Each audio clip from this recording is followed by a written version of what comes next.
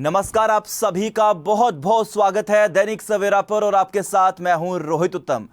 आप सभी जानते हैं जम्मू कश्मीर की 2 सीटों में विधानसभा उपचुनाव आज हैं और ऐसे में लगातार तैयारियां पूरी हैं। सुबह 7 बजे की अगर हम बात कर ले तो वोटिंग आज से शुरू है। 2 सीटें अपने आप में ही काफी ज्यादा अहम हैं, नगरोटा और बड़गाम।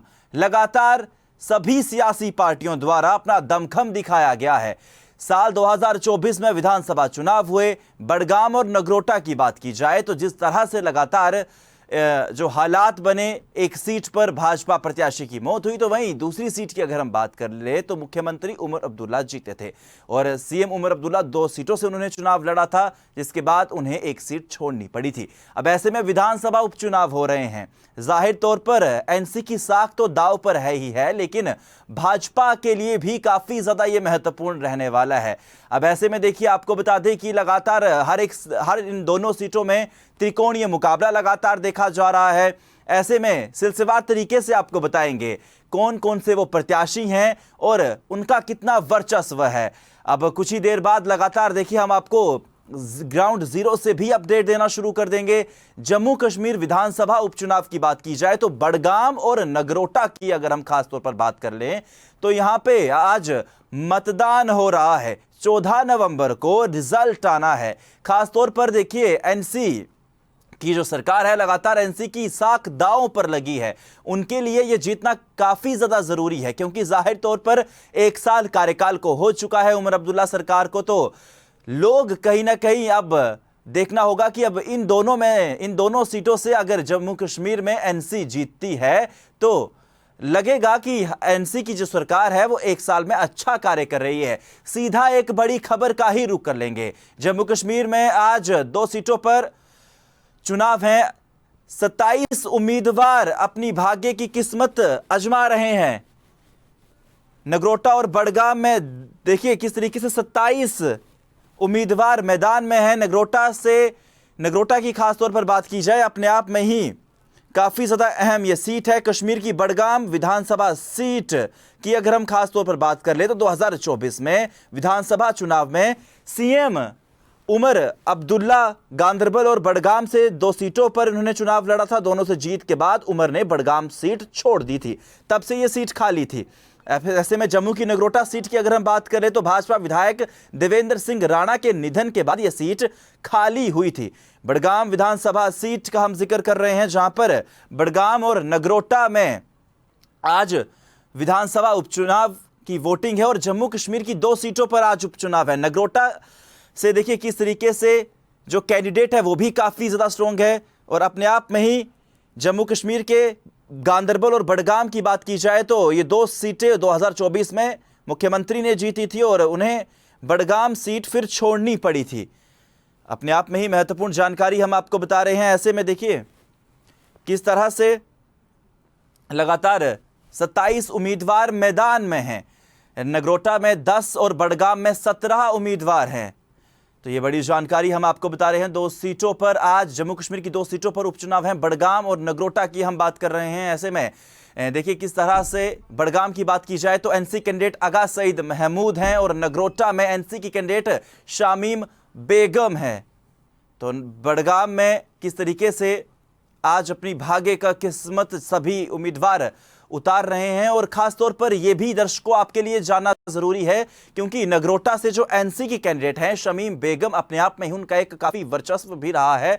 तो वहीं बड़गाम सीट से अगर हम बात कर ले तो बड़गाम सीट से भाजपा के जो कैंडिडेट हैं वो हैं आगा सईद और एनसी कैंडिडेट भी लगातार काफी टक्कर दे रहे हैं। बड़ी जानकारी, जम्मू कश्मीर में जो 2 सीटों पर जो उपचुनाव हो रहे हैं उनके लिए वोटिंग शुरू हो चुकी है। सुबह 7 बजे से ही लगातार जम्मू कश्मीर में वोटिंग जारी है और ऐसे में लोग भी अब धीरे धीरे अपने घरों से बाहर निकल रहे हैं। यह एक बड़ी पहली जम्मू कश्मीर की खबर। आप सभी जानते हैं नगरोटा और बड़गाम में जहां सुबह से ही 7 बजे से ही वोटिंग शुरू हो चुकी है, शाम बजे तक ये वोटिंग प्रक्रिया चलेगी। अब ऐसे में वोटिंग शुरू हो चुकी है। बड़गाम और नगरोटा में तस्वीरें भी सामने आई हैं।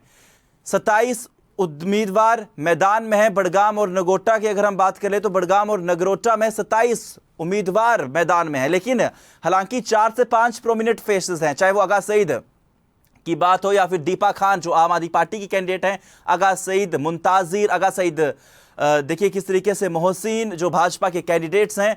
तो वोटिंग सुबह से ही शुरू हो चुकी है, सुबह 7 बजे से ही वोटिंग लगातार शुरू है।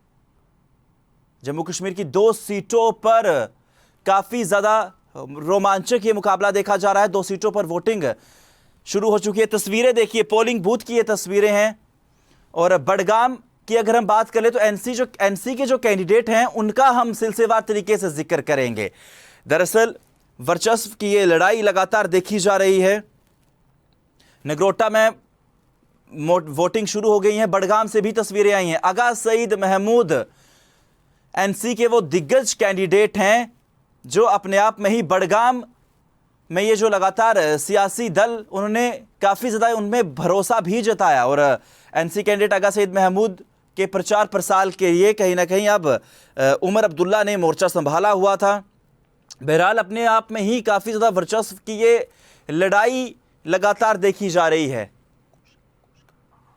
ऐसे में देखिए लगातार जम्मू कश्मीर में 2 सीटों पर वोटिंग शुरू हो चुकी है। खासतौर पर अगर हम नगरोटा की बात की जाए तो नगरोटा में त्रिकोणीय मुकाबला देखा जा रहा है। आम आदमी पार्टी ने बडगाम में देखिए टिकट दिया है, तो वहीं नगरोटा का खासतौर पर हम बात कर ले तो शमीम बेगम एनसी की कैंडिडेट हैं, तो वहीं हर्षदेव एनपीपी के कैंडिडेट हैं। दिव्यानी राणा को भाजपा ने टिकट दिया है।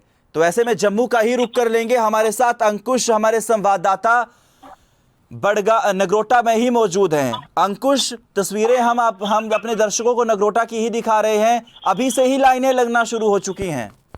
जी रोहित, मैं आपको बता दूं तो 7 बजे जैसे ही वोटिंग का आगाज हुआ है और उसके बाद तमाम लोग जो है वो इस वक्त घरों से बाहर निकलकर पोलिंग स्टेशन पर पहुंच रहे हैं। और खासकर सुबह की बात करूं, इस वक्त मैं नगरोटा में ही मौजूद हूं और ये गवर्नमेंट बॉयज हाई सेकेंडरी है और यहाँ पर कतारें लगी हुई हैं, जिसमें सबसे पहले अगर देखा जाए तो बुजुर्ग जो घरों के हैं वही सुबह तड़के 7 बजे इस वक्त वोट करने के लिए निकल चुके हैं। और कहीं ना कहीं मतदाताओं की कतारें अब लगना शुरू होगी। और नगरोटा को खासकर बात करें, काफी फैला हुआ एरिया है और अलग अलग पोलिंग बूथ पर जो है वो इस वक्त कतारें लगना शुरू हो चुकी है।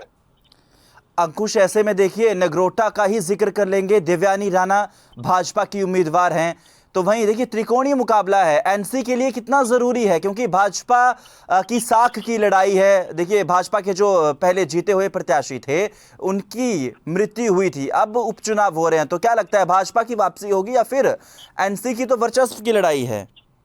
जी रोहित, मैं अगर आपको बता दूं तो ज्यादातर इस सीट को लेकर जो आंकलन लगाया जा रहा है वो आंकलन यही है कि क्योंकि दविंदर सिंह राणा एक शख्सियत, जम्मू कश्मीर के एक ऐसे नेता माने जाते थे जिन्हें जम्मू का नेता कहा जाता था। और उसके बाद पहले वो नेशनल कॉन्फ्रेंस में थे। नेशनल कॉन्फ्रेंस को अलविदा करने के बाद जब उन्होंने भाजपा में शमूलियत डाली और भाजपा में शमूलियत डालने के बाद जब उन्होंने नगरोटा विधानसभा का चुनाव लड़ा, लगभग 30,000 के प्लस वोट मार्जिन से उन्होंने चुनाव जीता था। और जम्मू कश्मीर में केवल ऐसे नेता थे जिनका वोट मार्जिन जो है वो काफी ज्यादा था और काफी ज्यादा वोट जीते थे। लेकिन अब उन तमाम फैक्टर्स को देखते हुए, दूसरी ओर सिंपैथी फैक्टर को देखते हुए, क्योंकि दिव्यानी राणा पिता के देहांत के बाद बिल्कुल कुछ ही दिनों के बाद सियासी मैदान में उतर चुकी थी, लोगों के बीच जा रही थी और लोगों से मिलना, उनके काम सुनना, उनके घरों में कतारें लगना, पूरा पिता का जो जिस तरह से उन्होंने अपने काम करते थे, कार्य करते थे, उसी तरह से उस पैटर्न से उस तमाम चीजों को चलाया है। और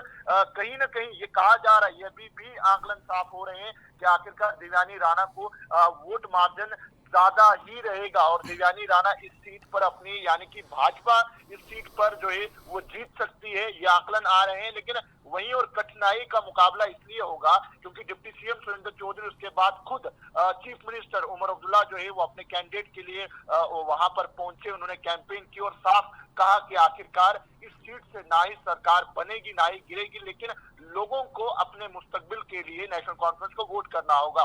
लेकिन अगर वहीं तमाम फैक्टर्स को देखा जाए, उन फैक्टर से ये लग रहा है कि आखिरकार बीजेपी इस सीट पर पकड़ बना सकती है, लेकिन कांटे की टक्कर जरूर होगी यहाँ पर, क्योंकि दविंदर सिंह राणा ने जिस तरह से जो वोट मार्जिन लिया था पहले, लेकिन उस वोट मार्जिन तक तो ये कहा जा रहा है कि वो वोट मार्जिन नहीं ले पाएंगे, जी। लेकिन तब भी ये कहा जा रहा है कि कई आंकड़ा कहीं ऊपर होगा। अंकुश, बहुत बहुत तमाम जानकारी के लिए शुक्रिया। आप खबरों पे नजर रखिए, फिर आपसे रूबरू करेंगे।